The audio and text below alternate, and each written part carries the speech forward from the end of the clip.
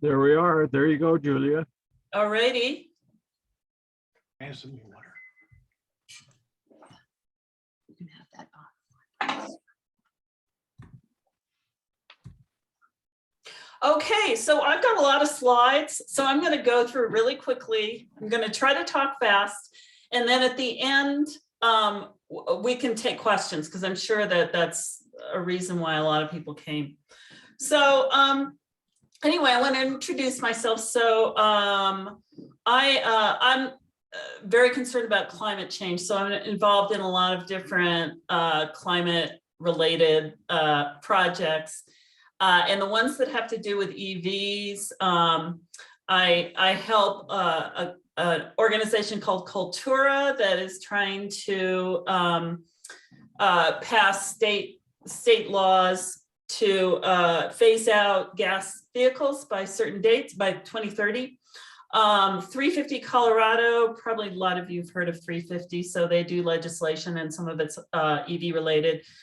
Citizens Climate Lobby, they are a national organization that is trying to pass carbon pricing.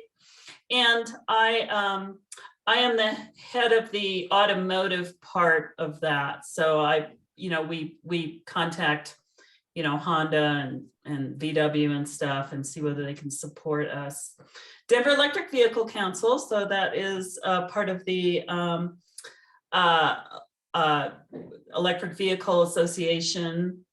It's a chapter, and I set up the events, schedule events, and then Drive Electric Colorado. I do a lot with them. So they're an organization. They're sort of affiliated with the government, but they do a lot of education and stuff. So that's me. I love EVs. So let's get going here. So I'm going to go through a lot of different sort of areas that people tend to think of as pros and cons when they think about electric vehicles. I'm going to start with the environment because I think that's probably the number one concern for a lot of people when they're thinking about an electric vehicle. So how much of CO2 emissions comes from transportation? Well, you can see here that a quarter of all our CO2 emissions comes from transportation, with another 11% coming from gas and oil. So if we can tackle this particular part of CO2 emissions, we can make a huge difference here. Everybody probably realizes that EVs are not zero carbon. They do emit some carbon. Overall, an EV will emit about 1/2 to 1/5 of an ICE car. And this includes manufacturing and battery materials and things like that. So the difference between 1.5 and 1/5 is how you get your electricity. So I'm in Colorado. Unfortunately, in Colorado, about 40% of our electricity comes from coal. So we're somewhere around the 1/2. If you live in, say, Washington, where I think it's like 85% renewable because they have so much hydro, then you can get down to 1/5. However, if you purchase your car now, the grid is only going to get cleaner. So if you purchase your car now, 10 years from now, it'll be cleaner than it is now per mile. Okay, so why are EVs cleaner? Why do they emit less carbon? So there's kind of a small reason and a big reason. Small reason is electricity, the electricity itself. So electricity is cleaner because it can use renewables, so that it can be cleaner there. And then also, if you have a power plant, you can get rid of the pollutants from a power plant much better than a tiny little car, because a car, you can't spend $20,000 on a really good pollutant scrubber. You do the best you can, whereas a power plant can put in something very big. However, electricity is not always cleaner. So if you have your electricity completely coal, per amount of energy, it's going to be dirtier than gas in a car is. So here's the big reason why EVs are cleaner, and that is energy efficiency. So for a gas car, you use 17 to 21% of your energy, of your gas to go forward, to propel yourself. For an EV, you use 90 to 95. And that's why gas cars are hot, because all that energy is turning into heat. That's why they're noisy, because it's also turning into noise. So EVs are just simply more efficient. They have a simpler, more efficient motor than this big mess of an internal combustion engine. I have to say a little bit about my EV experience. So I have two EVs, and one is a 2014 Nissan Leaf, which I think some of you can relate to. And then I also have a 2022, I just got a Tesla Model 3. And I've had a Tesla before, so I kind of sold it and bought another one. So the Tesla Model 3 is pretty much the most efficient EV, and it will get 132, the standard range one, 132 miles per gallon equivalent. So basically that's a measure of efficiency. If you have a gas car that gets 30 miles per gallon equivalent, or gallon, then it's going to be, you know, whatever, a quarter, a fifth as efficient as this vehicle here. I also want to say before we go on, I'm going to be talking a lot about Tesla. And it's kind of for two reasons. First of all, I have one, so I know a lot about it. And then the company just simply tends to be more transparent. So you just get more information about them, but you can pretty much assume that what I'm saying about Tesla is probably going to be the same for other EVs. I'll try to call it out if it's not. Okay, so another question people often have is, what happens to old batteries? So do they get thrown in the landfill? So people have this vision of all these batteries just cluttering up the landfill and leaking things all over the place. No, batteries are extremely valuable. They do not get thrown in the landfill. So what happens to them? They get recycled to make more batteries. And here's the cool thing about that. So our first generation of EVs, we're going to have to go, unfortunately, we'll have to go mining and getting raw materials and putting them together and things like that. But that's just the first generation. Then from then on, we're just simply going to reuse the materials over and over again. And interestingly enough, like if you have like a paper bag and you reuse it over and over again, eventually it just has to be thrown away and can't be recycled because the fibers get too small and stuff like that. And that's true with a lot of recycling. However, batteries are the opposite. So batteries made with recycled materials actually last longer. So we will be able to use these things forever. There are battery recyclers out there. One of them is called Redwood Materials. That's kind of the most famous. And they're already recycling EV batteries. And if you want to go to their website, this is what you can do to help electric vehicles and help the environment right now. And that is, if you have old electronics that have batteries in them, Redwood Materials will actually take those, recycle them, and eventually they'll find their way into cars. So you can go to their website and find ways of sending these batteries to them. Okay, so let's talk about safety. Now, a lot of people do not realize how safe EVs are. And in a way, it seems a little weird. I mean, why would the powertrain matter as far as how safe a vehicle is? I mean, it shouldn't really matter, but it does. So first of all, I want to show you this. So this is, so everybody probably knows the NHTSA crash tests, right? So they take a car and they crash it in various ways. And then they have a crash test dummy in there, and then they measure the injury to that dummy. So they have a score for the head and for the neck and for the back. And then they take all those scores and then they add them up, and then they convert them into a 5-point scale. And that's what you see as the 5-point scale. If you looked at those original injury scores, the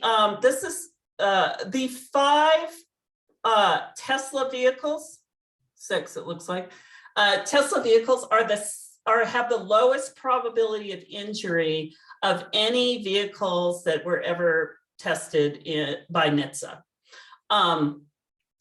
Now, is that because they're electric, or is it something to do with the brand? Well, here is another study.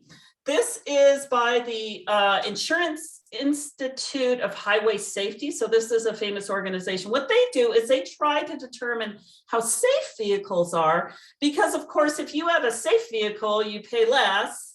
And if you have an unsafe vehicle, you pay more. So it's very important for them to do this. So they did a very clever experiment. And that is, there are some electric vehicles where there is actually a gas version and an electric version. And so this is like almost a perfect study, you know, that scientists would love, because you basically have exactly the same vehicle. It just has an electric version and a gas version. So they looked at injury claims, insurance injury claims, and found that EVs had 40% less injury claims than gas cars. And in addition, the injuries were less severe. So the amount of money spent on the injuries were less, and they were less likely to get in an accident. So safe all around. Now, why is this? Why would electric be safer?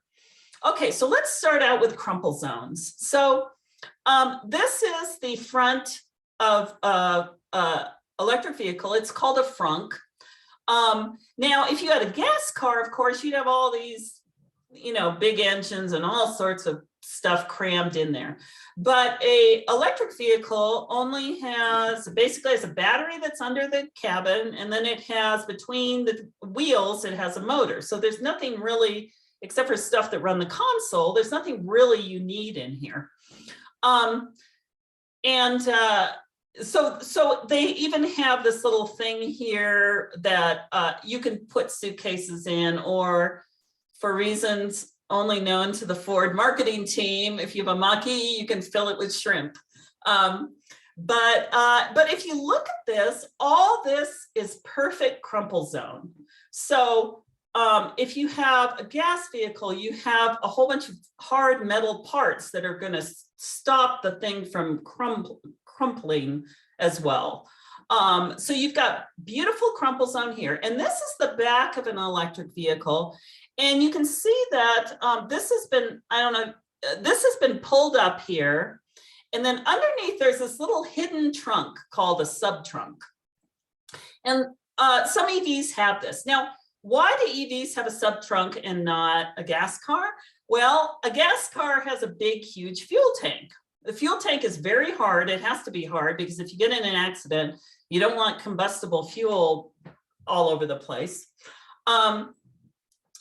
And so there's a good crumple zone in the back as well, because in an EV, there is no fuel tank. So you've got wonderful crumple zones. And if you take a look here, this is a crash test here of an EV. You can see how the entire nose just gets crumpled. But the cabin itself is undisturbed. Now, another reason why the cabin itself is so safe is because the battery is under the cabin. The battery is extremely hard. It's basically made out of, you know, minerals. So that will prevent front collisions and side collisions from actually sort of squishing into the cabin here. Okay, so here's another reason why EVs are so safe, and that is the center of gravity. So as I keep saying, the battery is below your feet when you're sitting in there. And the battery is very, very heavy. So it's like 1,000 pounds often. And so the center of gravity of a EV is very low. And so that keeps it from spinning out as well, as much. And it also keeps it from flipping. And I'm going to show this. This is a, so the Tesla Model X is Tesla's SUV. And when it came out, it was the only SUV that NHTSA, the crash test people, had not been able to roll over. So it just would not roll over. So basically, because it's so bottom heavy, it kind of does this weebles wobble, but they won't fall over kind of thing. There may be other EV SUVs out there now that share this, but let's take a look at this because it's kind of fun.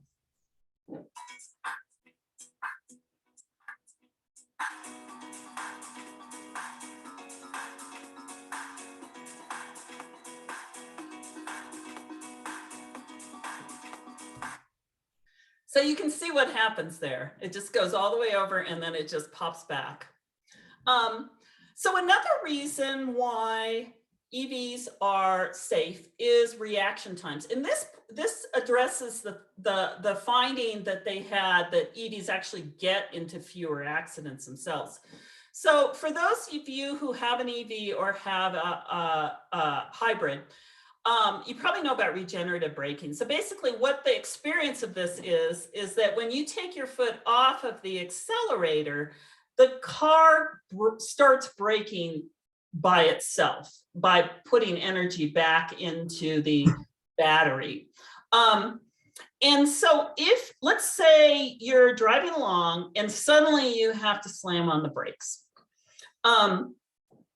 By the time you get your foot from the accelerator to the brake, the car is already slowing down for you. So you are less likely to hit somebody because that little reaction time includes the car braking. And then secondly, EVs people call them computers on wheels. Because it's such a simple system, the computer talks to the machinery and the machinery reacts very quickly. So in a gas car, you know, you can have your computer tell the brakes or the engine or whatever to do things, but there's this lag time because they're so complicated. Whereas an EV is very quick in that respect. And it actually, at least in Tesla, which is the one I know, the traction control adjusts 1,000 times a second. So you have very, very quick reactions from the car. Okay, let's talk about EV fires. Now, everyone seems to think EVs are dangerous because they catch on fire. And the sad thing is every time an EV catches on fire, it makes national news or international news either. So, you know, every once in a while I'm on the freeway and there's a car on fire and I don't even see it in the local news, but somehow the media thinks that it's important if a car in Germany, if an EV in Germany catches on fire, the media seems to think that everybody wants to know about this. Now, there are more than 150 car fires per day in the United States. So that gives you an idea of how many are out there. So this is Tesla statistics here. And they have, since from 2012 to 2020, they were tracking how many fires their cars are in. And this includes a fire like your car's in your garage and your house catches on fire. So any sort of fire. And they've found 11 times less fires in their vehicles.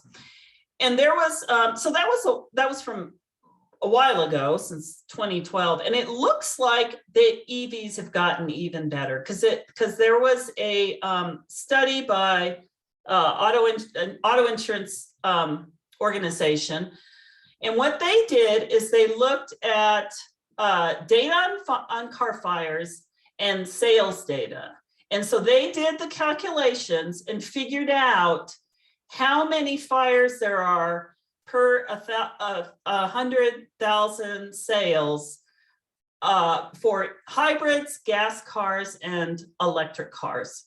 And what they found was even more spectacular, which is if you take a look at this, per 100,000, you've got gas cars are 1,530 basically, and electric is 25. So in this study, EVs are actually 61 times less likely to catch fire.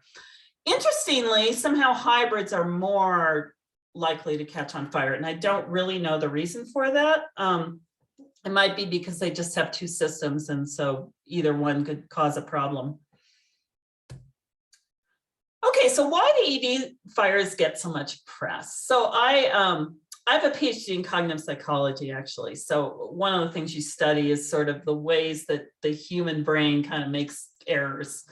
And so this is always interesting to me. So people are very suspicious of new technology. So anything new that comes out, there's sort of a rule of thumb that it has to be 10 times better in order to be accepted. Now, what does better mean? Well, it can mean a lot of things. 10 times cheaper, or 10 times more effective, or whatever. But you would think if we were rational animals, that if a new technology came out and it was just a little bit better, then we would be fine with it. But that's not really how our brains work. We're suspicious of new technology. And then also new technology is simply interesting. So EVs are interesting. Gas cars are,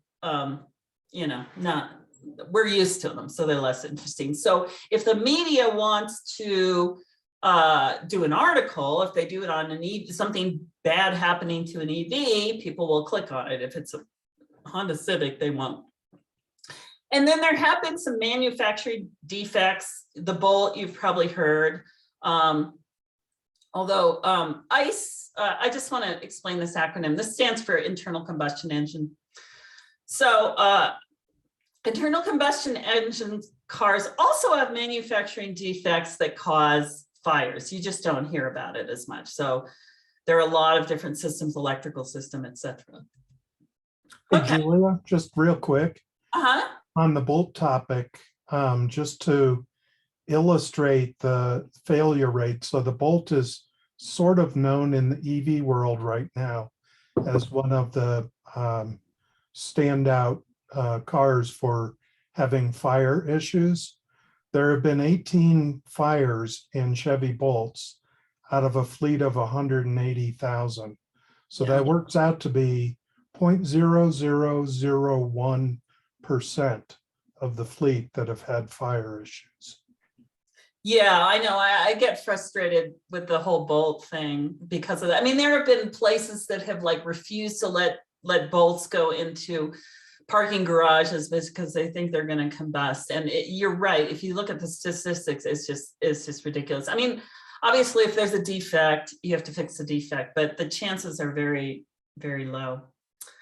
Okay, so there are some differences in electric vehicle and ICE internal combustion engine fires. One of them is the speed of combustion. So how fast it takes once it starts to, the fire starts, is it going to engulf your car fast or is it not? So if you are driving an ICE car and your car catches on fire, you need to stop, get out and run because it's going to turn into a fireball fairly quickly. If you have an electric vehicle and your battery catches on fire, well, you can, slowly stop the car, look in the back for your backpack, finish that text that you were writing that made you get in an accident in the first place, and slowly meander out, and you'll be fine because the fires don't spread as fast in an EV. So that's the good news. The bad news is the length of combustion. So if you have a gas car, let's say you're in the fire department, because really this only pertains to the fire department. If you're in a fire department and you get a call for a gas car, you come, you spray it, it's out, you're fine. If you come for an EV, however, the problem with an EV is that if the battery is damaged, you can, each individual battery within that big battery thing can be damaged, and there can be sort of a slow process where it heats up and then causes another fire. So if you are a fire department and an EV catches on fire, what you do is, you put out the initial fire, but then you have to babysit it. So you take it back And then you call the new guy over, right? Hey, Joe, get over here. And then you give Joe a heat sensor and a hose and say, okay, check this, look at it for the next 24 hours. If it heats up, blast it with the hose. And then you and the guys can go and eat lunch or something. So it is a little bit more effort on the part of the fire department. It also takes more water to put them out. So there is that. But as far as an owner of a vehicle, if you get in a car fire, you probably want it to be an EV fire rather than a nice fire.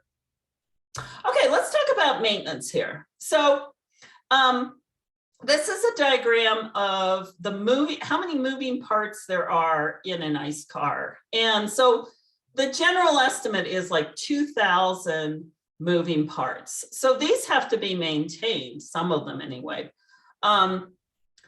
Moving parts of an EV, so people generally say like 20 moving parts. And we're not talking about windows and stuff. We're talking about the actual, drivetrain, powertrain, whatever.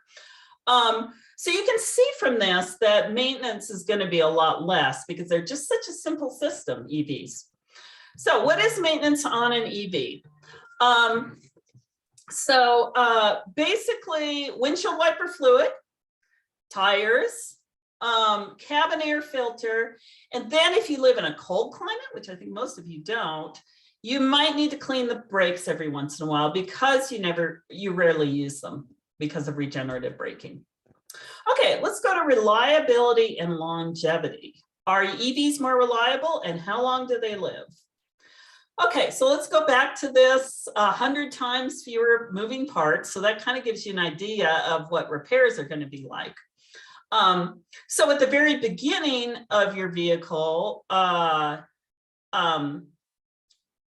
you may have issues, but they'll be fixed under warranty. I mean, whatever factory issues come up.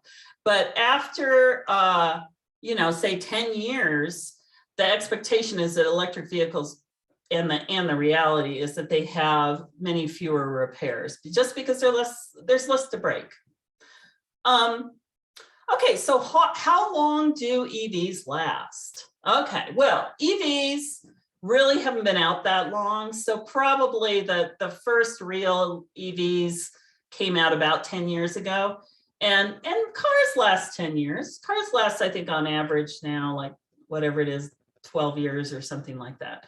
So we don't have a lot of real world data. Okay, so how do we get data to figure out what the longevity of an EV is if they haven't been out there very long? Well, what you do is you do factory testing. So there are basically two major parts of an EV, the battery and the motor. Now this is as opposed to a gas car that has a whole, it has major parts, maybe the engine and the transmission, but it also has a whole bunch of other little things that can break. And if you've ever had, like I have, an old gas cars, what you find is that every year after it gets to a certain age, you just start having to get these $1,000 repairs because this seemingly infinite number of parts starts to break down. But that's not really true with an EV. So we can pretty much assume that if the battery and the motor are okay, then the car can keep on running, assuming it doesn't get into an accident. Because anything small like the window motor, roll down motor or whatever, you can afford that. Okay, so here's the amazing thing here. So when they factory test batteries and motors, so motor, they'll just spin it forever, 24/7, or a battery, they'll just keep on, charging, discharging. The newest batteries are lasting 1 million to 2.5 million miles. And motors also are lasting 1 million miles. So how long is that going to be? Well, assuming the average, you drive like the average American, that would be 66 years. So you can get a modern EV and give it to your 16-year-old daughter, and that can be the only car she drives for her whole life. Now I have to say with the battery, the 1,000,000-mile battery, that's the brand new batteries that are made with iron. Most EVs now, the batteries are made with nickel, and they will probably last like half that. So 500,000 miles, 33 years, still a long time. And people are, I think, are shifting over to iron batteries. Oops. Okay, another thing I want to say is that since you have regenerative braking, you rarely need to do anything with the brakes. So that's a maintenance and repair thing that you probably don't have to worry about. So when I got my Nissan Leaf, the guy there said that there was only one time that they've ever had anybody have to change their brake pads. And that was a woman who lived on a hill, and she charged 100% every day and then went down the hill. So she was using her manual brakes, because if you charge to 100%, you don't have regenerative braking because there's no way to put the electrons back into the battery. So they said they educated her and then they never saw her again. Okay, so performance and driving experience. So what's it like to drive an EV? So performance is kind of a word for quickness. So people often use 0 to 60. So how fast is it from 0 to 60? This summer, Tesla came out with a Model S Plaid, which is 0 to 60 in 1.98 seconds. And was the fastest vehicle you can buy. And it only costs $130,000. Now, if you can figure that it'll be, Ferraris, Lamborghinis that are millions of dollars, that's pretty amazing that an EV, that a car can do this. But it's not very easy, but fairly easy to make a quick EV. And then after the Model S Plaid came out, the Rimac Nevera came out and had an even better 0 to 60, 1.85 seconds. It's expensive because they're kind of hand building them, but still it's an impressive vehicle.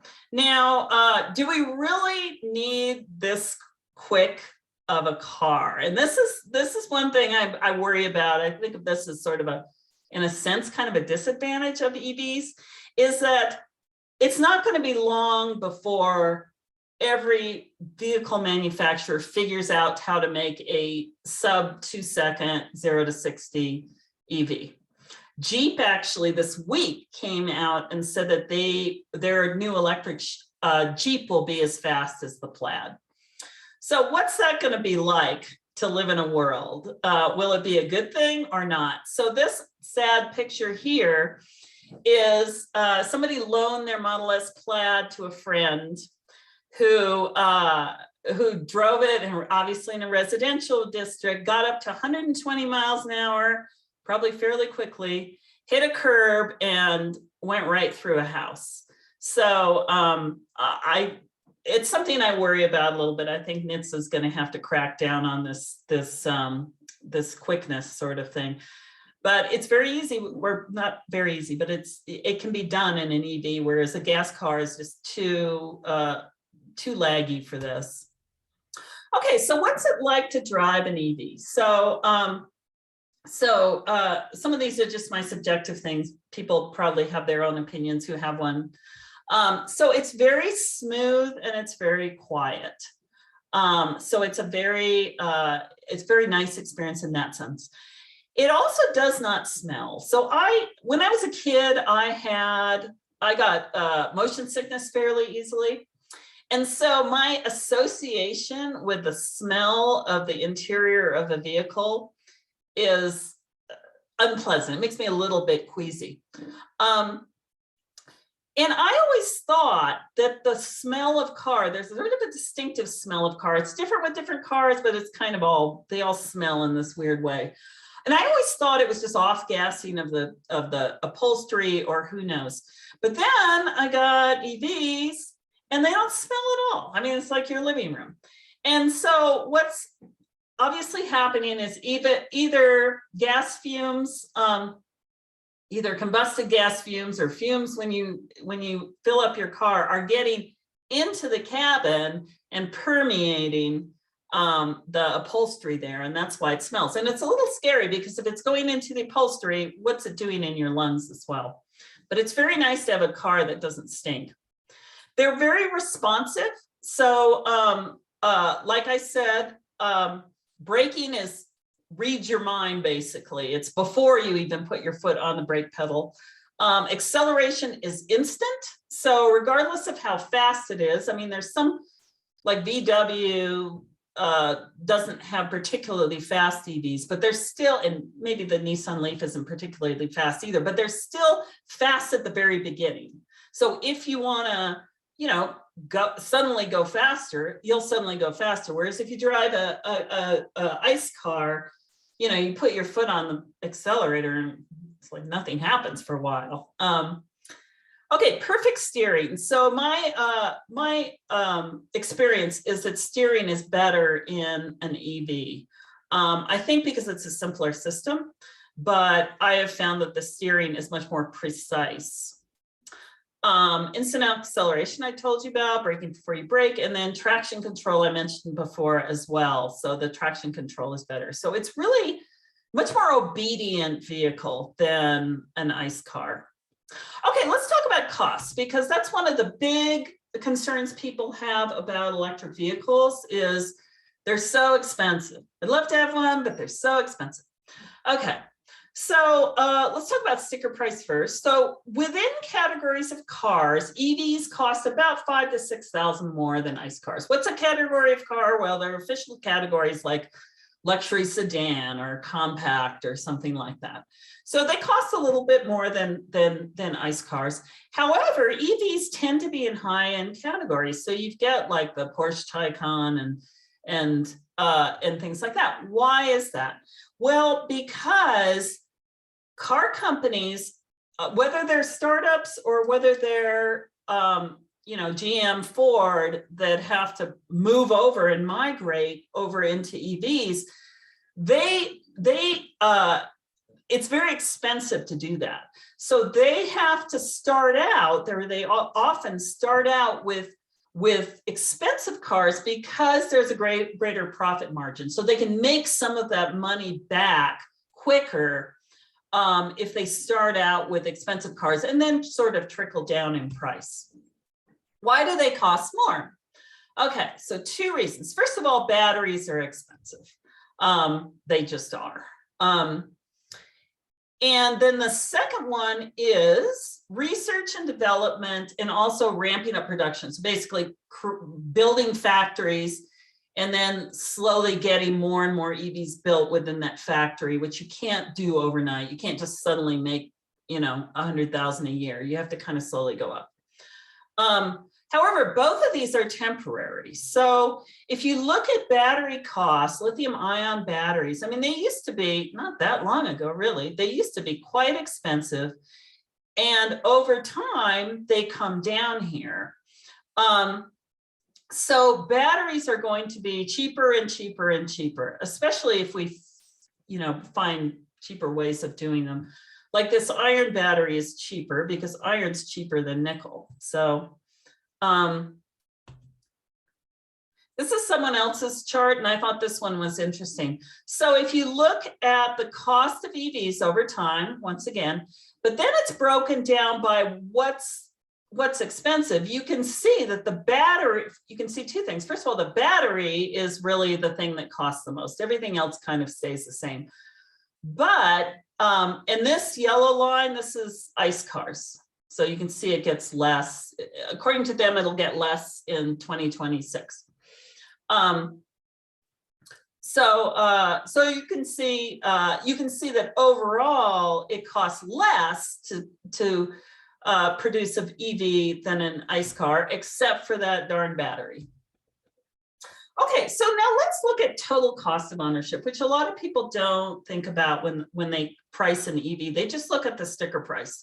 So a 5-year total cost of ownership, basically, what does that mean? It means you buy a car, brand new car. You buy a car, you sell it after 5 years, and then you figure out how much money did you spend per year with everything. So, you know, you're purchasing the car minus how much you sold it for, and fueling and maintenance and this and that.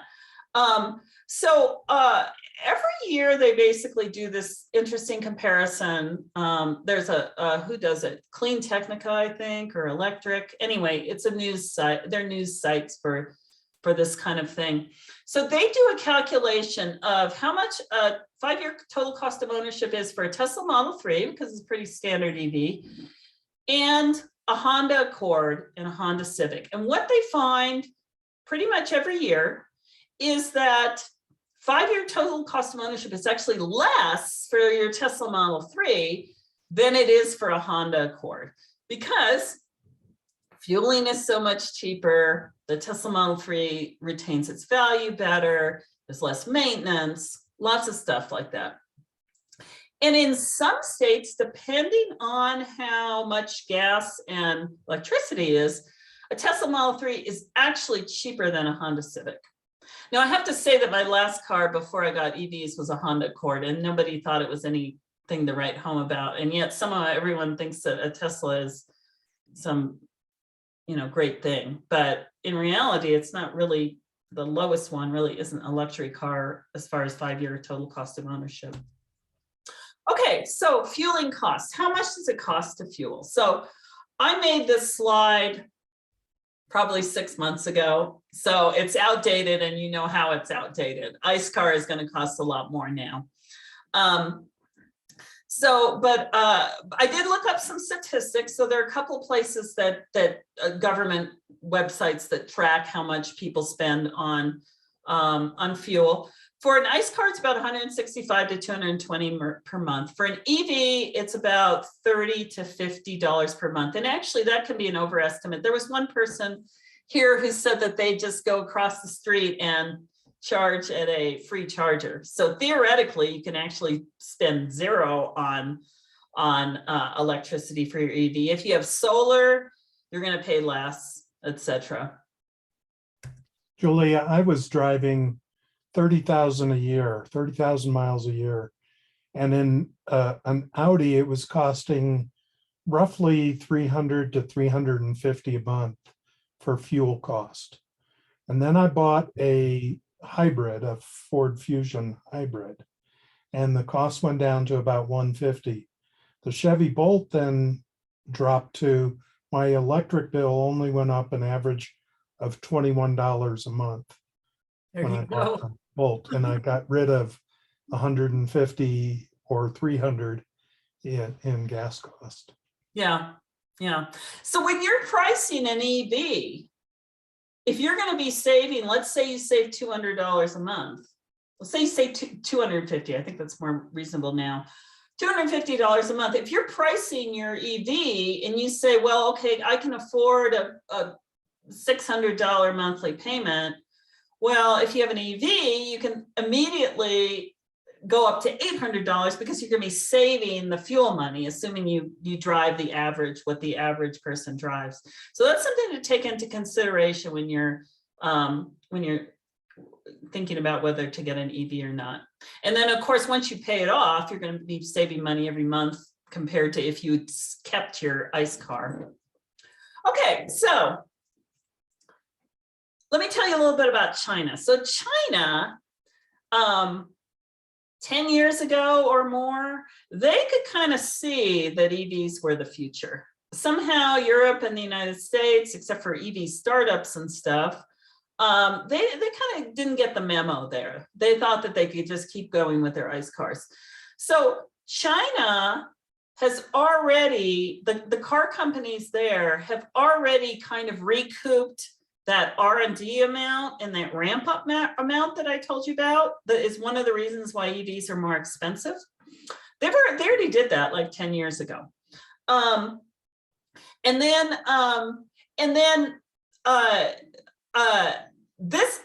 So anyway, that's China. And let me introduce you to the Hongguang Mini. So this is it's a Chinese car, but it's actually also a GM car. So GM owns like a third of of ownership of it, General Motors. So anyway, the Hongguang Mini was actually the best-selling EV in the world for a few months last year. And so it's very, very popular. So how much is it? So I'm going to pretend, that you guys are, because I really, I can't really ask you on Zoom, but I'm going to pretend that you're guessing how much it costs. So let's start with 20,000, because 20,000 is a pretty cheap car. There are cars that are less, but it's a cheap car. Less than that. Okay, 10,000. Well, 10,000 is pretty crazy for a car, right? I mean, there's no car that you can get that is $10,000. Okay, less than that. Okay, let's go for 5,000. Now, 5,000 is like an expensive, bike or something like that. So it would be crazy that a car could cost $5,000. This car costs $4,200. So why? R&D, all that stuff was already done a long time ago. And then also it doesn't have a very big battery. So it can go, well, China does it differently, but I think it could probably go maybe 80 miles. But if you live in an urban area, that's fine. There's no problem with that. Now think about what this is going to do when we get cars that are this cheap, EVs that are this cheap, how it's going to affect low-income people. Because currently low-income people, if they can't afford a car, and even if they get a clunker for $4,200, well, then they have to like fuel it and repair it. And repairs are expensive and unexpected for an old car like that. But if they got a brand new Hongguang Mini, then they could drive it, and they wouldn't have to do public transportation, which is fine in some ways, but is very time consuming, which is hard if you're, a single mother, who knows what. So this is going to be the future of EVs. We don't realize it. Most people don't realize it now, but the future of EVs is going to be cheap, good cars that have a low total cost of ownership. Let me talk a little bit about charging for those. I think a lot of you may know this, but I'm going to go over it very quickly. So there's 3 levels of charging. One is level 1. So this is basically using the same outlet that you plug your toaster into. So any outlet, you can just plug it in and you get 3 to 5 miles per hour. So that's not a speed, it's like how many miles you get in your battery per hour. So my Nissan Leaf, I just use a level 1 and it's fine. I usually use it when my solar panels are doing their thing, so it's cheap. But here's the cool thing about being able to charge in any old outlet, and that is, let's say you're in the middle of nowhere and you're in a gas car and you're running out of gas. You've got enough to take you 2 miles. What do? Well, there's not much you can do. You have to call the tow truck basically and get some gas or get towed to the gas station or something like that.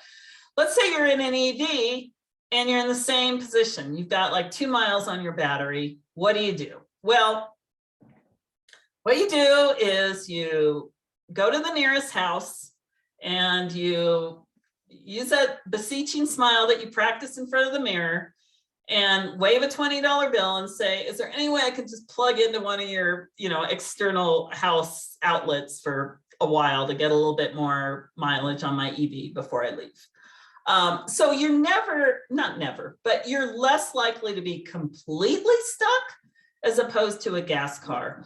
And I don't think I would ever use that. I never even ran out of gas when I had a gas car, but it's nice to know that that is a possibility. It gives you some reassurance. So level 2 is sort of medium fast, medium rate.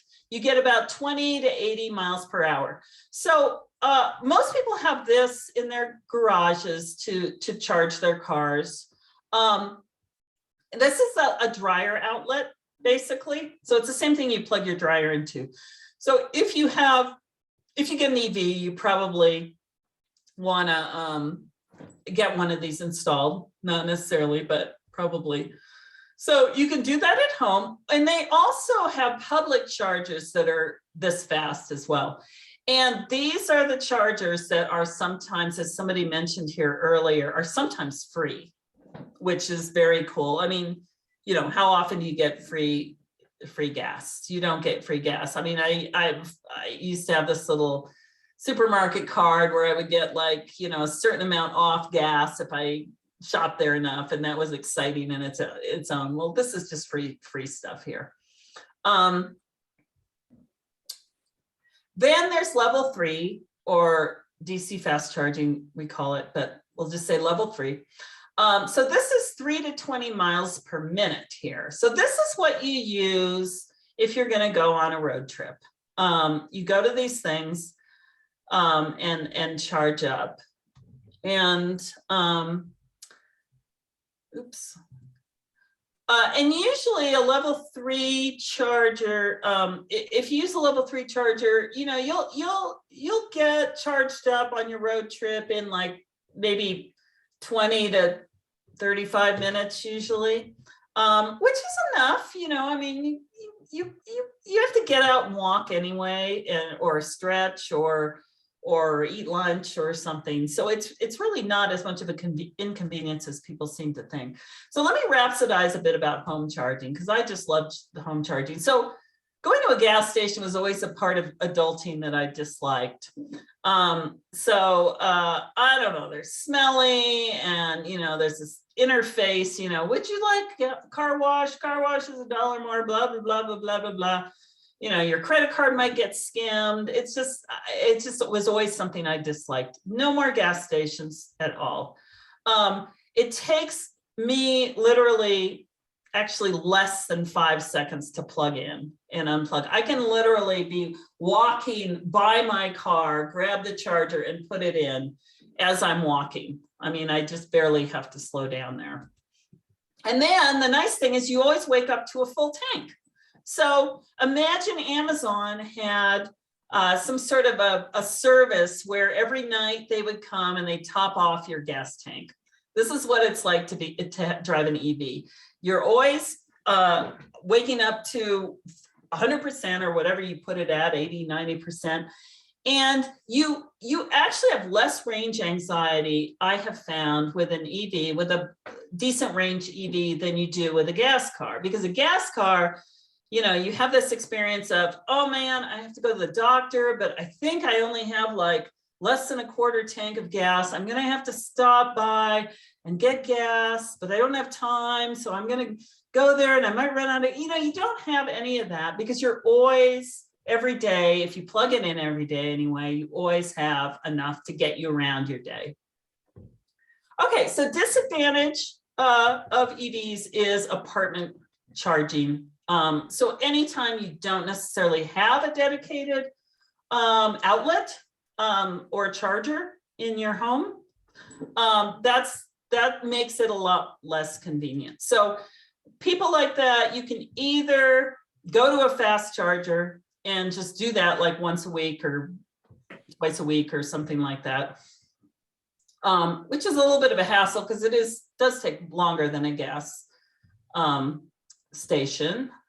Or you can park it somewhere and then charge it where you park. Now, this is London, and they did this really clever thing where they actually put chargers into light poles, because of course light poles have electricity in them. So they have this street side charging on light poles. I think that New York, someone here was from New York, or maybe it was north of New York. Anyway, New York City. Anyway, New York City, I think, is playing with that idea too. Road trips. Is it hard to take a road trip in an EV? So people ask that a lot. So charging on a road trip, basically you go to a DC fast charger and you plug in, and then, as I said before, it's like, 20, 30, maybe 35 minutes, and then you're on your way. Now these are, this is a map of superchargers. So superchargers are Tesla's proprietary chargers. There's also chargers for all the other vehicles. Unfortunately, Tesla started they designed their charger really early. So theirs is actually different configuration of everyone else's. So they don't look the same. And at this point, Tesla superchargers are only for Teslas, but they're trying to see how they can open it up for other vehicles. But this is an example. If you look at this, I mean, there are little spots that you probably can't get to very easily, maybe not at all, but there's spots that no one really wants to go to unless you have like rural relatives there or something like that. So basically all the major freeways, everywhere you can get to, no problem. I mean, I live in Colorado and I went to Ohio and back, and it was extremely easy. How easy?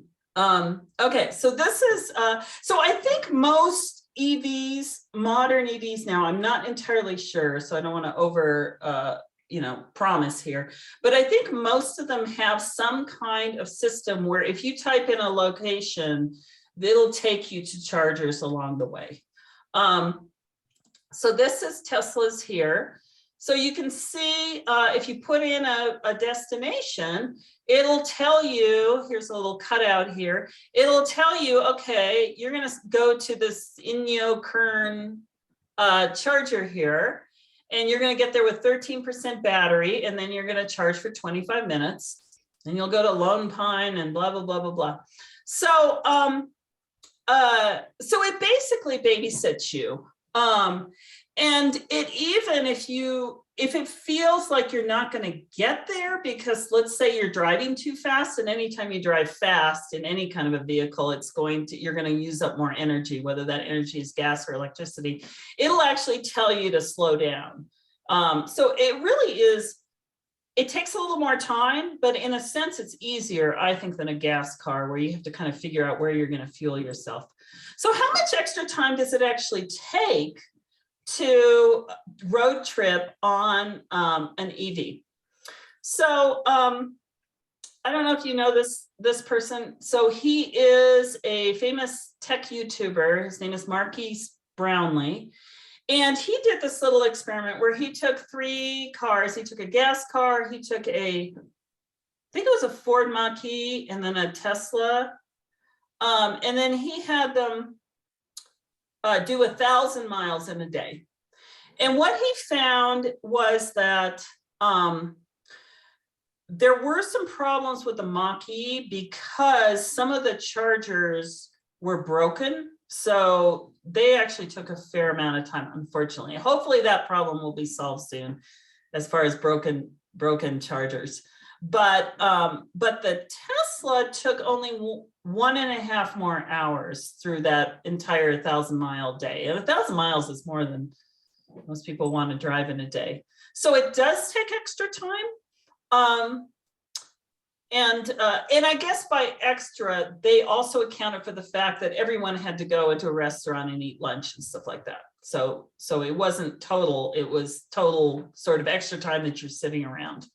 So it does take more time, but not a huge amount. I think if you take a few road trips a year, I just don't think it's much of an inconvenience.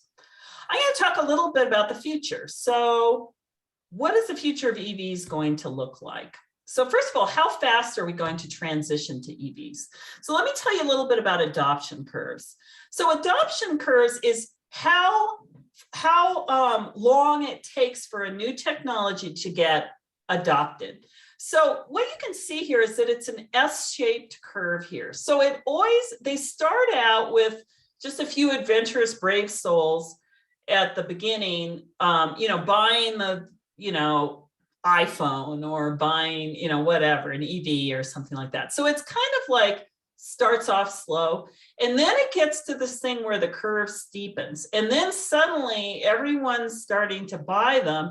And by the time you get here, so you're kind of like looking around and saying, oh my God, everyone had a flip phone. And then suddenly it seems like everyone has a smartphone. Well, that's because you got to the steep part there of the adoption curve. So it can happen faster than you'd think. So let's look at some adoption curves for various things. And this is just kind of a fun graph here.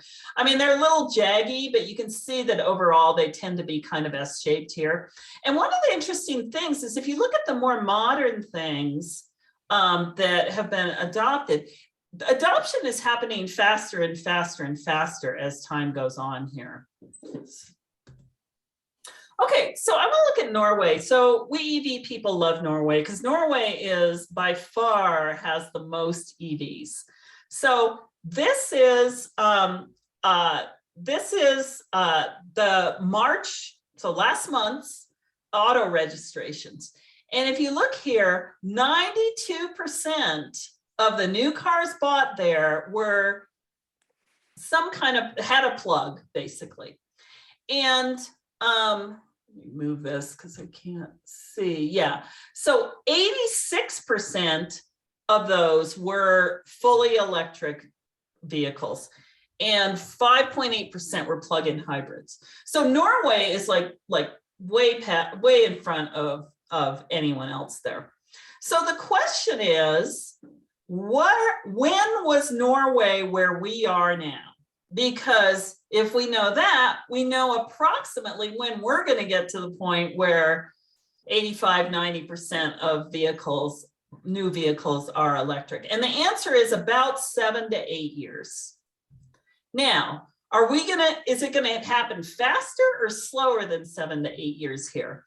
So there's arguments on both sides. So it may take more because battery materials are difficult to get. That's the raw materials. There are supply chain shortages, right? We know that about the automotive industry in general now. It takes a while for manufacturers to ramp up to a vehicle. So it takes on average 7 years between the concept of a car to actually it being available for sales. However, car companies are with EVs, trying to make that a lot slower because they know that if they don't transition in time, they're basically going to die. And then traditional automakers, they're doing it less now, but for a long time, they were like trying to not, trying to discourage EVs because it does affect their bottom line a lot. And then battery manufacturing, that's another sort of bottleneck. So we need to get companies manufacturing more batteries. Okay, but it might take less time. So as I said before, EV prices are going to come down. When EVs get to be the sticker prices that is the same as a gas car and they have all these advantages, why would you buy a gas car unless you really want to be, road tripping or going on trips like every day? Charging infrastructure is going to get better, so people are going to be less concerned about being stranded. The gas station infrastructure, on the other hand, is going to get less and less. And that's a real danger, I think, in buying a gas car too late in the game, is that you won't be able to fuel it at some point. So there are, as I said, I'm working on a little bit, ICE car phase outs by manufacturers. So manufacturers have said, we're not going to make, pretty much every auto manufacturer said, we're not going to make any more gas cars after, whatever, 2035 or whatever. And then ICE car phase outs by country or state. So some states here are phasing them out. Norway is actually phasing them out in 2025. So 3 years from now, you won't be able to buy one there. And then once a certain number of countries do something, everyone else kind of follows them. So people kind of, imitate. And then of course, there's going to be more selection of EVs. I mean, there's already this year, there's so many cool EVs coming out. I mean, it's a very exciting, well, for me, very exciting area to follow. So what's it like to own an ICE car in Norway when there's so many EVs now? Well, one thing is the resale value is plummeting. Now, Norway kind of has an advantage in that, they're in Europe, they can ship their cars somewhere else in order to sell them, but there's still, the value has gone down. Now, if the whole world transitions over to electric vehicles, then if you buy a gas car today, the resale value may not be, I mean, it maybe even be negative at some point. If it becomes so cheap to drive an EV, then it won't even be worth it to buy an old or a used gas car. Gas stations are becoming more and more scarce in Norway, so it's beginning to get to the point where it's more difficult to find a place to fuel your cars. Norway also has emissions-free zones, so there's certain areas and cities and stuff where you just simply can't drive something if it pollutes at all. I'm going to talk a little bit about autonomous cars and robo-taxis. So what are robo-taxis? Robo-taxis are basically autonomous vehicles that you simply rent like an Uber. Now, there are two companies, Cruise and Waymo, who actually have some out there already. So you can go to a town in Arizona, a small area of that town, and you can rent a autonomous vehicle, sit in the back and have it drive you around. I think San Francisco is getting them as well. So this is probably going to be the future of transportation. So these are cheaper. So you don't have to pay for a driver. And if it's electric, you don't have to pay for much fuel. So basically, it can be a very, very cheap source of transportation. Ideally, they're safer, or theoretically, they're safer when the technology gets better and better. When the AI gets better and better, they'll just get safer and safer. And then they're more environmentally friendly because you don't have every person necessarily owning a car. You have this one car that is working for everybody and can go from place to place and not have to drive back and forth from home to wherever. Okay, why EVs for robotaxis? Why don't we just use gas cars? I think California actually passed a law saying you can't use anything but EVs for autonomous vehicles. So EVs are cheaper to run. So if you're gonna have a robotaxi, if you're a smart person with a robotaxi fleet, you're gonna choose the thing with the least cost to run. They've got good longevity. So if you have a car that lasts 1 million miles and you're putting 100,000 miles on it per year, then you've got, it'll last 10 years. If you have a gas car, it'll last, maybe 2 years. The technology is better because it's a simpler system. So it's better, it's easier to do high-tech stuff, and it's easier to fuel. So you could probably, they already have ways of autonomously plugging in an EV. At least they have ideas for it, whereas a gas car is a lot harder that way. So you'd actually have to hire people to fuel them. Okay, so what's going to happen to car ownerships? I think I already kind of hinted at this. So basically, when robotaxis get to the point where they're very cheap, people are probably not going to own cars. I mean, it'll be cheaper to just get in a robotaxi than own a car. And it's more convenient. I mean, you don't realize it because it's part of your life, but I mean, having to have a garage and put the car in there and take it in for this and that and make sure it's fueled and stuff. If you can just go on your app and get a robotaxi in a minute, people are going to move away from that. Now, people always say, oh, no one's going to give up their cars. Well, whatever, 100 years ago, we rode horses and we gave them up for cars. And let me tell you, in my opinion, a horse is a lot cuter than a car. So if you can give up that, face, you can give up a car. Cars are a waste of space. So if you think about car ownership, I mean, driveways, garages, parking lots, we have a lot of our surface area in any country is just devoted to the car. And if we could get rid of that and open up all that space, that would be great for many, many reasons. Okay, I'm going to talk about solar EVs a little bit because I like them. So solar EVs are basically electric vehicles that you can plug in just like a regular electric vehicle, but they also have built-in solar panels here. And generally, these are the three companies that are sort of the major ones. Now, none of them have come out yet. They're supposed to come out in, I think all of them in the next year or a year and a half.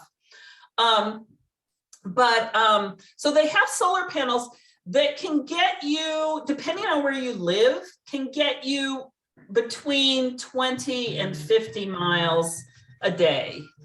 And the average American drives about 30 miles. So if you're the average driver and you live in sunny Colorado or sunny California, you could literally get one of these and never have to plug in, or maybe plug in once a year or something like that. So I think that this will be the future of electric vehicles. This is just my prediction, but I think if you look at 5-10 years from now, they will be solar powered for most of them. This Aptera is my favorite, one of my favorite EV companies, really. So they have this weird looking thing that looks like a dolphin or a plane with no wings or something like that. And it's a 3-wheeler, but it's sturdy and safe. And the cool thing about this is that it has different sizes of battery. The highest battery gets 1,000 miles. So you can literally start from LA, drive halfway across the country, and then charge, so that's what, 2 days away. So, but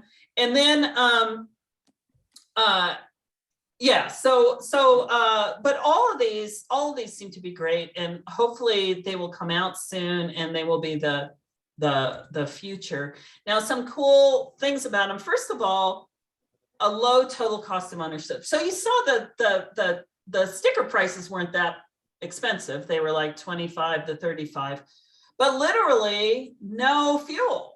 So you don't even have to pay for electricity. You just stick the thing out in the sun and it creates its own electricity. And then of course the carbon footprint is incredibly low. So with an EV, you basically look at manufacturing and then you look at fueling, and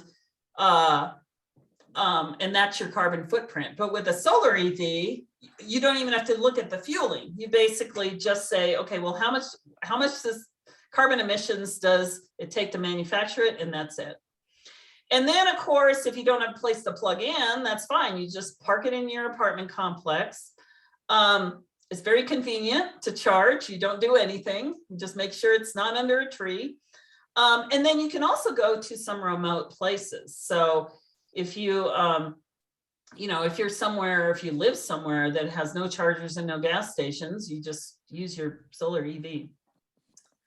Okay, so I'm going to talk a little bit about, because I do some work with them, with Cultura and their mission to, well, they have several missions, but to try to phase out EVs, or sorry, phase out gas cars by 2030 here. So I'm just showing you this again, how much we could save if we in carbon emissions if we moved over here. Okay, so here, so why 2030? 2030 seems kind of ambitious, I think, for a lot of people. And the idea is that, first of all, this actually benefits the players. So for example, help the market plan. What I mean by that is that, let's say you're Honda, and I've actually talked to the Honda people. So their major concern is that they don't want to make EVs and then have nobody buy them. So if you have a deadline, 2030, it actually helps these automakers plan. It's kind of like if your teacher gives you like, something that's due, a term paper that's due by a certain date. It's almost better than if they say, oh, just turn it in any time, because then you just procrastinate. You prevent carbon emissions if you do it earlier. And then whenever you do that, you're telling other states too to do this. So here's some states that already have some kind of clean car plans here. I think there's even more now. This is kind of an older one. And then there are lots of countries too. This is a map here of when they are going to ban gas cars. So you can see 2020s, 2030s, 2040s aren't going to be any anyway, but anyway. Okay, so this is what happens if you do ban them at 2030 versus 2035. This is the amount of CO2 tons saved. So it's quite a bit. Because every time you buy a car, a gas car, that's like, 10 or 20 years of spewing CO2. So the earlier you do it, the better. Same thing with, whatever, electrifying your home or new buildings or whatever. The earlier you do it, given that they're around for a long time, the better. And actually, you would think, the United States, people really don't like people banning things or telling them what to do. So you would think that there actually wouldn't be a lot of support for this. But overall, actually, a majority of people do support a full transition to electric cars by 2030. So that's 55%. And then 10% are not sure, and only 35% opposed. And actually, if you look at it by political party, strangely enough, Republicans are not, it's less than half of Republicans, but not by much. So there's a lot of acceptance really on both sides. Okay, well, that's my talk. So we can go ahead and do questions now. Thank you.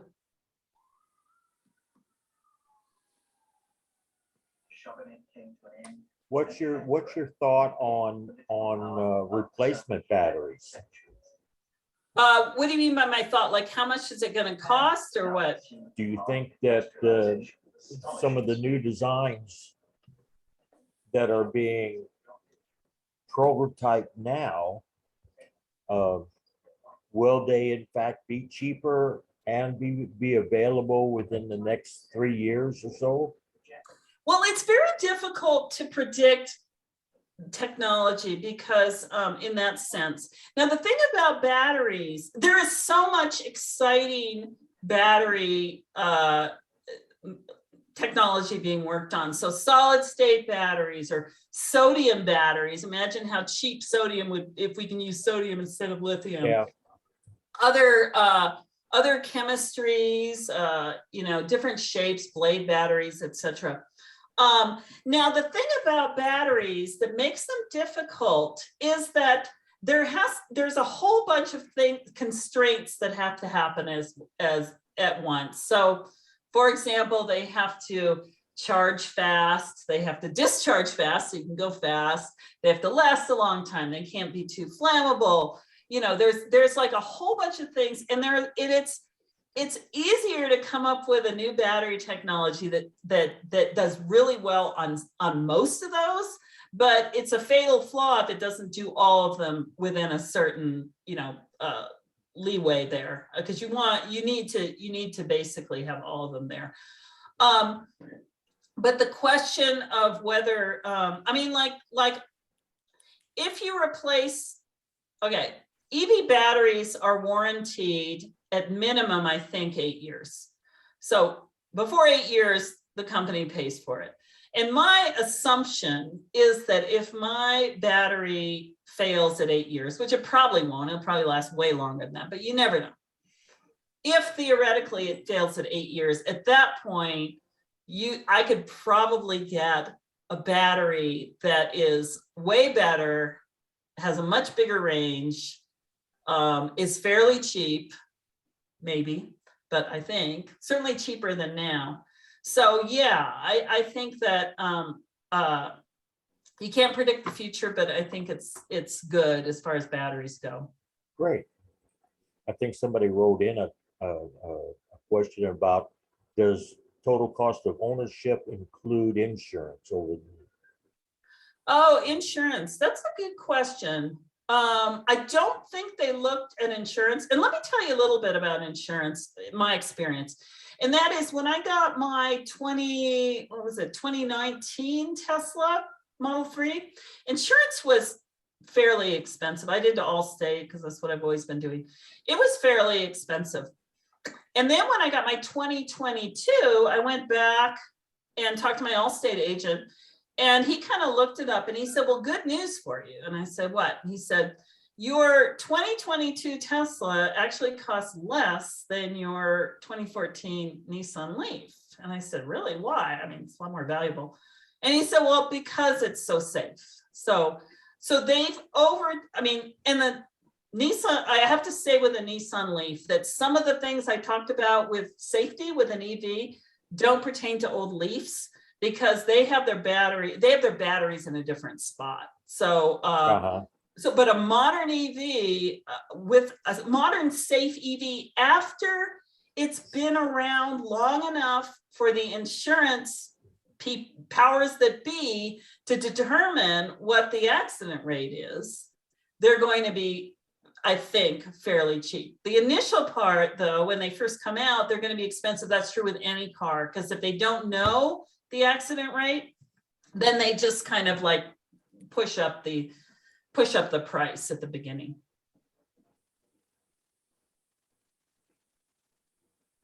We have some other chat questions there. Can you see them? Let me go to chat here. Okay.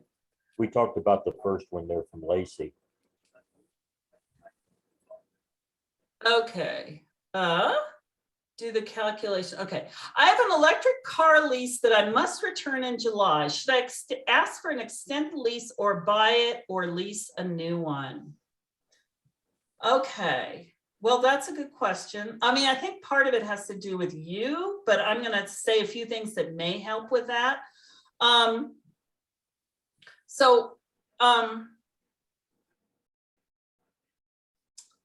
Now, one of the things is, remember that EVs last a long time. So the value of an EV, of a used EV, is actually greater than a value of a gas car. Because if you buy, let's say you buy a 3-year-old gas car, you're going to assume that it's going to last another 9 years, I think. I think 12 is about what the average is. Whereas if you buy an EV, it's going to last probably a lot longer. So even if you don't necessarily want to have it for that long, once people realize that, the resale value will be more. Hey, Julie. So that's sort of an argument to buy. Hey, Julia, let me jump in if I could. Sure. So the Chevy Bolt, the lease terms, typically with a lease, you have a residual value. In other words, 3 years in the future, they're predicting what the value of the car will be, and they offer to sell it to you at that residual value. The Chevy Bolt traditionally has had a high residual value, and most people have found that they can get another EV for a lower price than buying the one that they had been leasing. There's also been a lot of developments in EVs, so you might be able to get into a new EV at a pretty good price. However, with all the supply chain shortages, getting a new car can be difficult these days. You might have to order it and wait several months. So it's a tricky question. Yeah, and I also want to say with the Chevy Bolt that it has an advantage in that most all of them have had or could have their batteries replaced. So basically, if you have let's say you have a 3-year-old Chevy Bolt, because of the whole LG Chem Fire thing, you can get a new battery in it, or maybe it already has one. And then you have a brand new battery, and it's a battery that has better range and all that. So a Chevy Bolt is also does have that advantage that you take. But thanks for all those. That was good information. A lot of manufacturers worldwide are coming out with EVs. How to know which is best and how long to wait to make a decision? Well, that's a good question. It is, okay.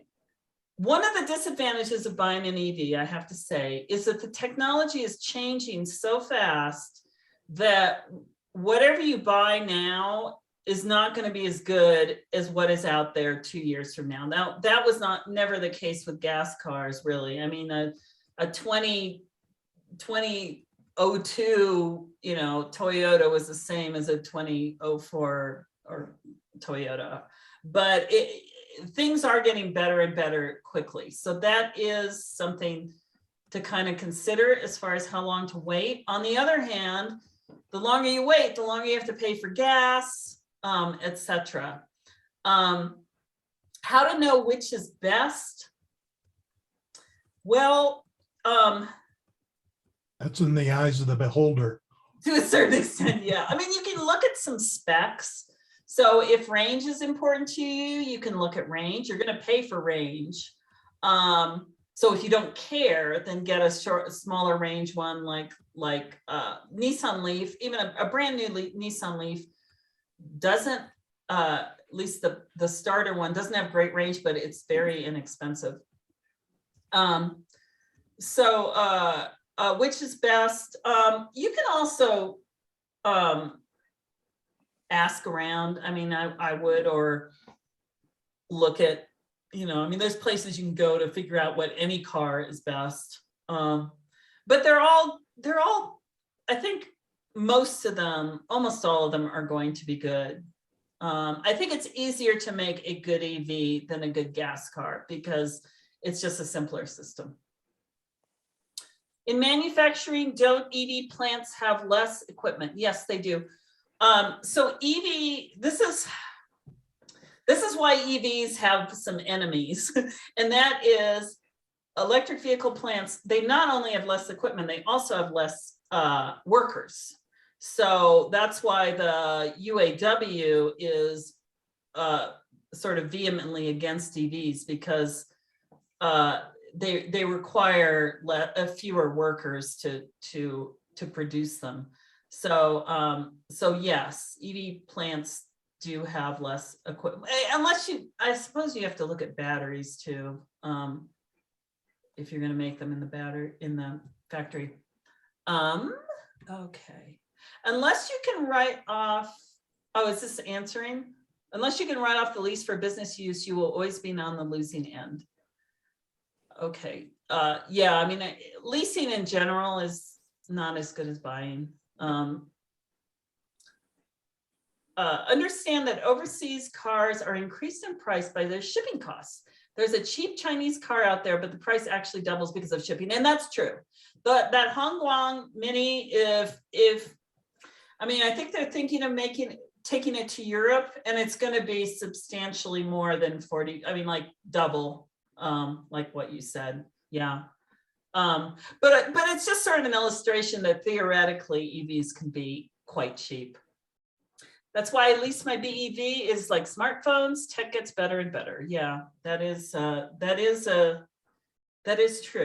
That is true. I mean, that's one of the things I find so exciting about electric vehicles, is that it's sort of like cars were the same for so long, and then suddenly, I mean, the sky's the limit. We have no idea. It's sort of like smartphones when they first came out. We had no idea how they would change society, what people would do with them. It's kind of the same thing there. Is there a better car than Chevy Bolt in miles to lease in equal quality? By miles, you mean range? Is that right? Whoever said that. Does anyone have an opinion on that? I mean, a Chevy Bolt is a good car, I think. Yeah, so I can add something here. So I just got done with a long trip in my Chevy Bolt, and on a number of occasions, I was charging next to Hyundai Konas and Kia Niros, the they're similar range to the Bolt, but they charge slightly faster, maybe 5 to 10 minutes on average faster on a DC charge stop. So if you're going to be driving long distances, it's a slightly better car. It's in a similar price range to the Chevy Bolt. And the 2022 Nero, they have some styling changes. Which one? Either the Nero or the Kona, Hyundai Kona. They're both basically the same car.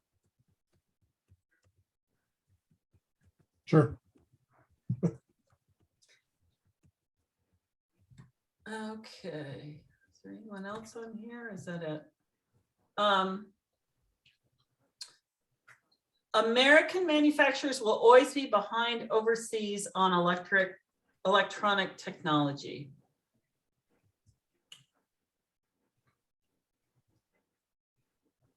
Okay. The auto manufacturers are just, they didn't put an emphasis on electronics. They still do not. I mean, it's been years ago that Volvo developed the auto sensing all-wheel drive system that can start on an ice slope, 30-degree ice slope from a dead stop and not lose traction. And the United States just has nothing that will even come close to that for an all-wheel drive. Yeah. And it's been what, 15 years ago that Volvo did this, you know, and the US manufacturers don't do it. I remember years ago, to give an example, when the CD ignitions came out, Ford bought out Chrysler's old model CD ignition. And there was a flaw in it. There was a little resistor that would always burn out. And that's why Chrysler redesigned everything and came out with a new design. Well, Ford bought it, and the purchasers, the customers would end up having to go to the dealer to get it repaired, when all they had to do is take a finishing nail and slide it in through one hole, and it jumpers out that fused resistor, because that's all it is. It was just a weak part. Nothing's wrong with the system. You know, but that's an example of what Ford will do. GM has flaky transmissions. They know it, and they're not going to do anything about it because it's illegal to drive over 80 miles an hour. But they have transmission failure for if you drive over 80 for an hour straight. You get premature failure. Yeah, I want to say something about Ford. So Ford, I think everyone in the EV community was kind of surprised and pleased when the Mach-E came out, because it's and when the Lightning was presented, the Ford F-150 Lightning, because they were so much better than people were thinking they would be. And this is what Ford did, which I think was interesting. And that is, they realized that, you know, big companies, you know, it's hard to turn around a big ship. It's difficult for them to change. So what they did is they created an EV engineering group, and they basically just sort of put them somewhere and said, do whatever you want. You know, you don't have to get permission. You don't have to whatever, go through all the hoops that you normally would with a car. Just build the best car you can. And so in doing that, they kind of put sort of a startup feel into that part of Ford. So I kind of have more, I have more faith in Ford than I would if I just looked at their gas-powered vehicles Yeah, Is- GM Yeah. has done the same thing. I just like to add, I spent some time with a Mach-E owner at an Electrify America station a month or so ago. And his passenger was a Tesla owner. And he had just bought this new Mach-E. He actually traded in a 3-year-old pickup truck because of the gas prices. And he drove from Arizona to Texas to buy the thing. But his impression of the software in the car was that it felt like beta software. So they have some work to do yet. And that may be speaking to what you're saying about being behind on some of the technology. But I think they'll catch up. You know, a lot of them are using common equipment, like GM is using, I believe LG makes their infotainment system, and it's fairly state of the art, I guess. I mean, I think one of the challenges for traditional automakers is that since EVs work so well with technology, they're going to, like I said before, computers on wheels. So the software is going to be a much bigger part of the value of the car than for a gas car. And a lot of these companies just simply don't have the software teams that can produce great software. So they have to kind of scramble to do that. And I know that VW, that's a real big issue for them, that they've just come out and said is that's what they really have to work on. And it's going to be difficult.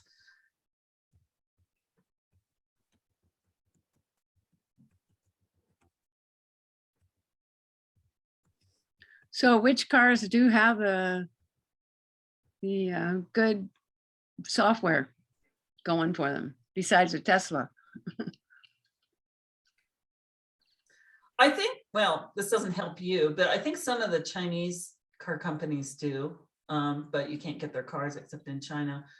I don't know, does anyone, I don't know, Rob or anyone, do you have opinions on, because I haven't seen a lot of the other EV The Leaf, software.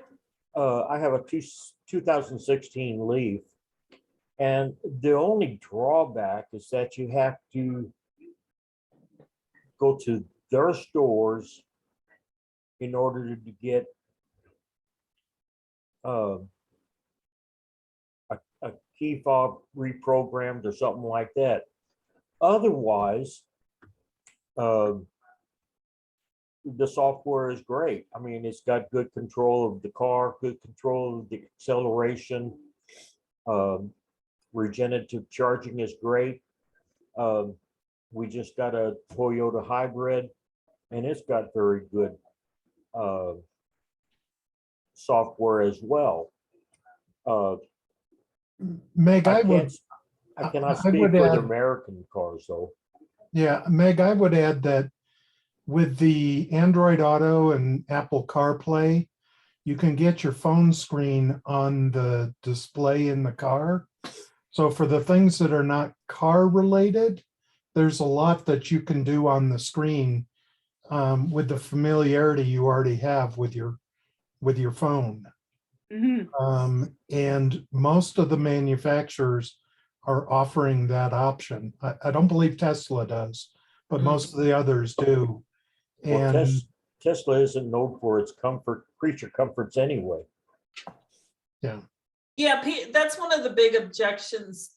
I mean, big asks, I suppose, for that Tesla owners have, is that they want the Apple CarPlay is really what they I'm keep sure they asking. would like a Mercedes interior as well, but What was that? I'm sure they would like a Mercedes or a Jaguar interior as well. Sure. A little bit more comfortable. Way I understand it, they're very basic. Yeah, I mean, I think that the Tesla seats are quite comfortable, and a lot of people say that. But a Tesla is very Windy. minimalist. That's what I mean. Yeah. Not cheap, but it's not it's not decked out. Like Jaguar made the announcement by that in 2025, all their cars will be electric. You know, so you can expect some really nice, high-end, comfortable cars that will probably have some good performance if they use that, I can't pronounce the name of it, Koenigsegg engine motor. They don't have an electric car yet. That $5 million, $6 million car manufacturer up there in the Nordic region. But they've got the motor design, 375 horse, 390 foot-pounds of torque, and it's made for a wheel mount. So it looks like they're trying to shoot for other manufacturers to compete with Tesla for the engine, single wheel engine designs, which is kind of interesting. I know somebody back on the East Coast of the US is converting cars right now and using Tesla motors. So, you know, it's all up to that. But back to you, Meg. I think the software is going to be fine. What you're going to have to do is find out how much you need to drive, what feels good to you as a car, just like you would for a gas car. What do you like? I don't think you have to worry about the software, Eddie. Yeah, I mean, you know, you do have to, I mean, you want to make sure that the interface is intuitive for you. So you probably, if you want to test drive a vehicle, but EV, probably the software, the interface is going to be something that you're going to spend more time paying attention to than with a gas car, because it's going to be a big part. I think all automakers are have the goal of having over-the-air updates like Tesla has. I don't think anyone has really accomplished it completely. But in the future, I mean, the nice thing about that is that if you don't like the interface, it'll probably change over time, just like your computer. And then you get, you know, you get more features.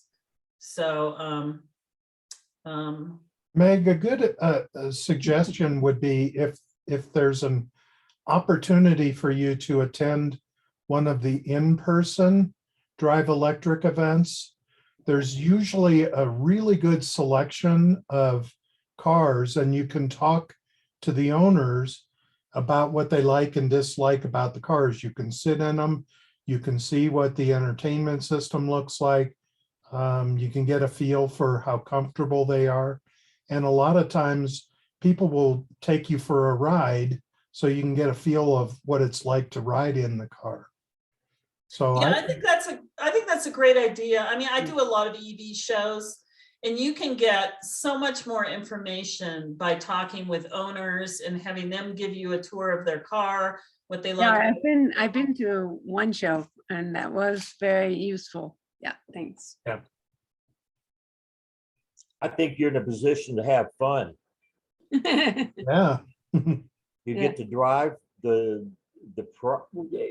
it all depends on your price range, but you get to drive the hot cars, you get to test drive them, you can drive the cheap cars, the economy cars, and everything in between to make your decision. Yeah.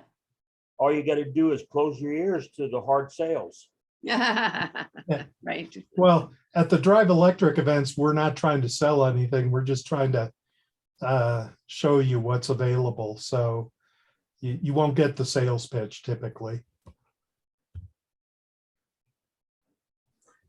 My Chevy Bolt had its battery. Wait. I'm missing some of these here. US programmers tend to be on the Microsoft and Apple coding schemes, and as such, the software testing against hardware is lacking. Yeah, I mean, the thing is, in order to make a good technologically advanced EV, you really need to have control over the hardware and control over the software. So the disadvantage of kind of farming out either of those things is that you can't improve as quickly because you basically are having someone else do your stuff for you. Yeah. But that's another kind of advantage of not just Tesla, but all the like the EV startups and Chinese You're companies. looking at You all don't the have this- cars. I mean, automakers, the major automakers are really, they don't make automobiles, they assemble automobiles. So they have like thousands and thousands of suppliers, and they just take those parts and they put them together in the factory. And that worked well when vehicles weren't changing very quickly. But when you get to the EV world and suddenly innovation is really important, it's very difficult to keep up or do unique things on your own if you've got all these suppliers that you have to talk to, and they're basically making all the products and you're just kind of putting them together in a factory. Well, the big three things on electric cars that I think we're looking at is auto driving, battery technology, and solar charging. Those are the three big things. Internal combustion cars are coming out with the screens that allow you to see your radio stations, hook up to your phone, show you the backup and everything like that. Really no different than anything else, you know. So from that point of view, the onboard computers are getting better. I don't think US manufacturers are actually making them. I think they're having them made and designed overseas. Right. One of the problems that you will keep seeing is the US engineers are told to keep the costs down, make it cheap, and we want to resell. We want to have frequent buyers. And the best example of seeing that was with the Chrysler Viper. Mitsubishi made the motor, that V10 motor, and then when they tried it out, they found out that they had to detune the motor because it was better than Chrysler's transmission. The Chrysler transmission they had designed could not handle the motor, even though everybody knew the specs. So you actually got ripped off buying a Viper. It could have been better. Of course, now they've got the 1,000 horsepower Charger. So why can't they go back and bring out the Viper again and make it top notch? I don't know. It's just stupid manufacturing, stupid marketing. But going down to buy a car, you've got all the things to chase down. You've got all the places you can go. You got all the new models coming out. As far as leasing a car, like I said, unless you can write it off for business, you're looking at a sailboat. You know, it's a hole in the water for money, and that's it.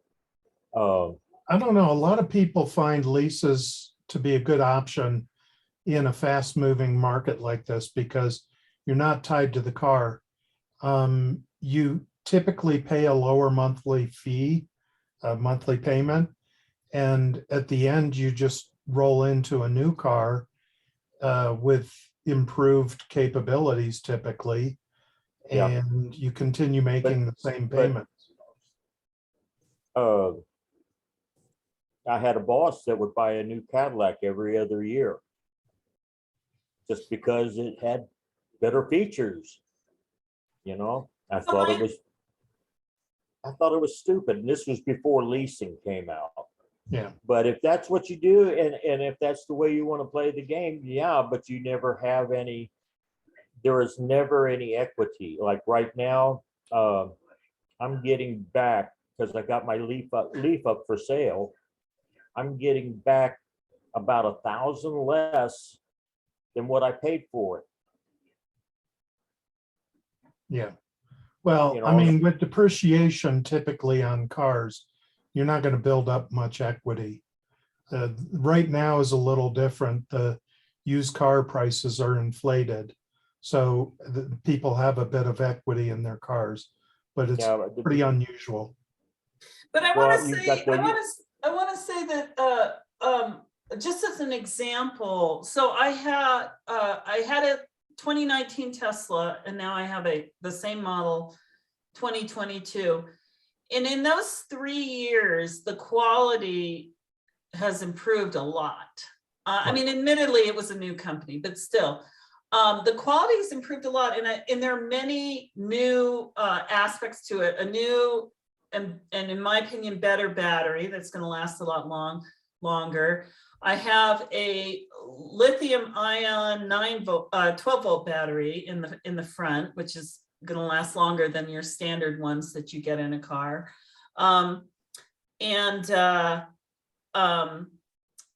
What else? I mean, there are just a bunch, and just the feel of it. I mean, it doesn't feel as tinny.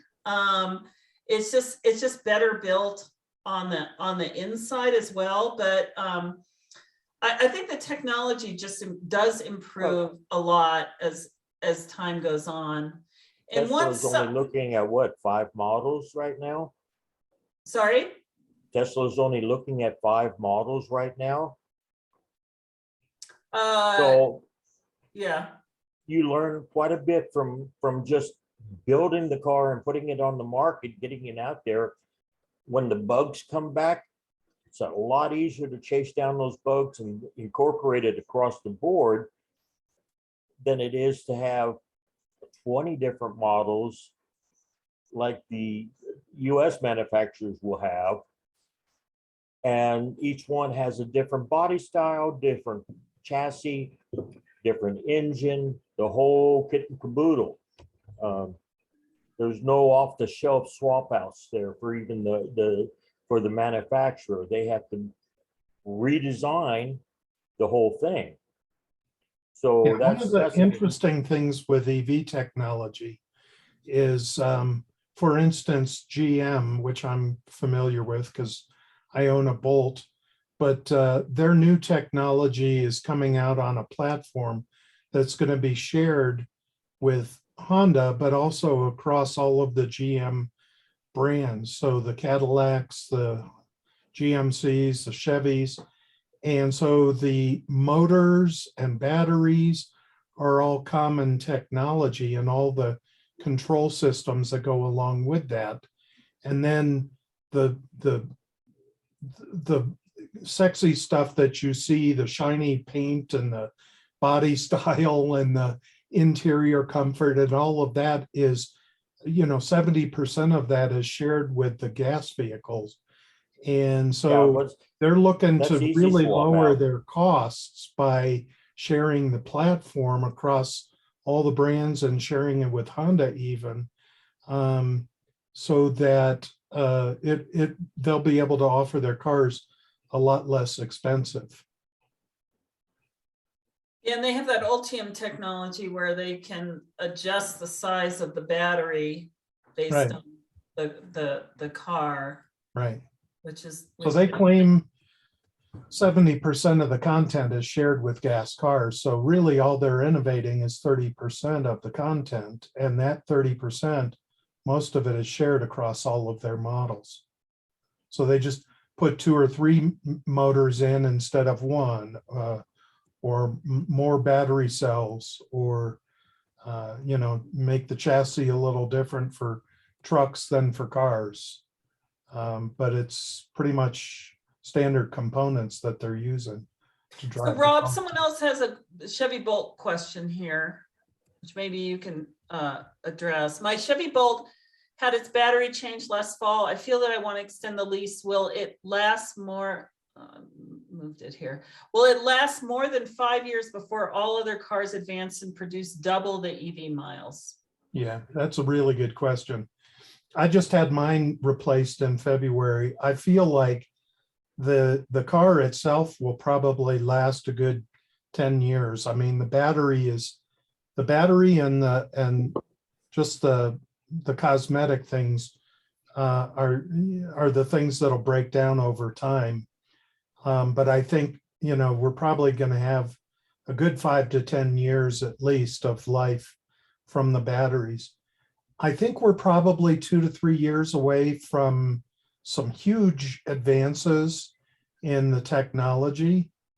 And so back to your question, should you extend your lease or buy the car? I'd be tempted, maybe if you're content with the Bolt, maybe lease one of the 2022 Bolts. And then in 3 years, there's going to be a lot of other choices. So that's an option too. But that would depend on how much you gain in the lease, whether the lease price is less, you get a substantial increase in mileage. 10 or 15 miles increase on a battery charge is nothing. Anything under 50, I would ignore. Yeah, well, as an the- advantage, the new Bolt has some other advantages, not so much the range, but for an existing Bolt owner to take out another lease, there's a significant savings in going from one lease to another through GM Finance. They've got some incentives to do that. See, And there's an advantage, and that's what you have to look at. I mean, Right, look at so it if from a- all angles. What you're going to save, what's it going to cost you to change over? Yeah, that upfront cost on the lease, you always have to put something down cash, right? Yeah, And so it's a difficult question. Do you buy out the residual of the current lease? Do you lease a new car? As I said, 2 to 3 years, 4 years, there's going to be a lot of choices in the market. So if you're not comfortable with what's available today, taking out another lease and waiting 3 more years, you're going to have a lot of choices. So that's an option as well. I think it's going to start next year. You've got a lot of battery development going on right now. Everybody is jumping on board on the batteries. Yep. I'm hoping to see the Aptera get out there on the road. I simply love that idea of getting 1,000 miles range. And Yeah, but you have to ask yourself, like, if you need a car for 4 passengers, the Aptera is not going to work. Right? Yeah, I mean, the Aptera can only take two people, so that's a disadvantage. Although they're going to make a 4-person one, assuming this goes up. I have a reservation on one, but I don't really need 4 you people. just like Oh, toys. What? You just like toys. I do kind of like toys. I mean, it's not like I have money to spend with EV, but still. Okay, so someone asked, did you buy or lease your Tesla in 2019 and 2022? So I bought them, and when I sold my 2019 one, I mean, it's a crazy market, right? But I basically sold my 2019 one and then bought my 2022 one for the same price. So Yeah. it was pretty crazy. And part of it was because there's a fairly long line for Teslas, well, for any EV now. And so I ordered mine in June, and then I sold it in December. And by that time, they made 3 price increases. So, but I didn't have to pay for them because I had ordered mine early. So, but anyway, I did buy both times, and I wasn't planning to sell my 2019 one, but honestly, the market is so crazy, you might as well. If we are moving into robo-taxis, maybe leasing is best because no one will be buying the used cars. Yeah, let me tell you a little bit more. I don't want to oversell robo-taxis. So machine learning is kind of a weird area in that even if you're an expert in the field, whatever it is, you're doing image processing or who knows what, it's very hard to predict how fast it's going to improve. So there can be like no improvements, and then suddenly someone does something, and then they can like solve, amazing problems. Or so it's I wouldn't necessarily plan my life around robotaxis because they may They may never happen. I mean, maybe we'll never get to the point where they're so much safer than people that there's acceptance. Or, you know, maybe they're 3 months from now. We just don't know really. I think your major metropolitans around the world are gonna need it. Right now, they're dying under traffic jams and stuff like that. And it's gonna run out private ownership because you just won't be able to find parking spaces because it's going Yeah. to be a premium. Yeah, I think you're right. I think what's going to happen is those of us who commute from the suburbs or who are retired and live out in urban areas and some of those use cases, there's not much sense in a robo-taxi. But for somebody who's driving every day into the office in an urban area, a robo-taxi might make a lot of sense. So I don't think the market is going to turn on a dime. It'll probably take 10 or 15 years for things to really change. So used car prices for EVs will probably hold their value just because they'll still be in demand, but gas cars might lose their value much quicker because people will see EVs as a good option for used cars. In that, I would look for Hong Kong to be the first to go robo-taxi. Just too many people and too small a space. Simple as that. Yeah, and another nice thing about robo-taxis is that since most drives only have one person in them, the robo-taxi can actually look completely different from what we're used to in a car because it can be just a little pod for one person. It doesn't have to be a full-size car, and that will help carbon emissions and it'll help space as well. So the designs will be different. Okay, so what do we have here? There will always be a used market simply from the rental companies that upgrade fleets yearly. Sure. Okay.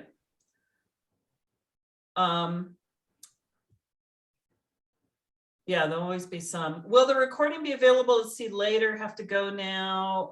Meg, if you're still here, it will probably take a little while. I'm sorry, but we'll try to send something out because we're sort of dependent on someone else to do it who is not here. So I don't know what time scale they have. Okay, thank you. Great information. Okay, and everyone, feel enjoy free to shopping. email me as well if you have questions as you're going through. If you're going through looking at vehicles and stuff, feel free to email me. What's your email? I put it on here, but I'll put it on it again so you can just copy it because I have a crazy last name. I've been watching it here, so it's been up forever. Oops. Oh, it is there. I see it. Yeah. Yeah, let me put it for everybody here. Okay. Yeah, it's easier to copy from the chat. Yeah.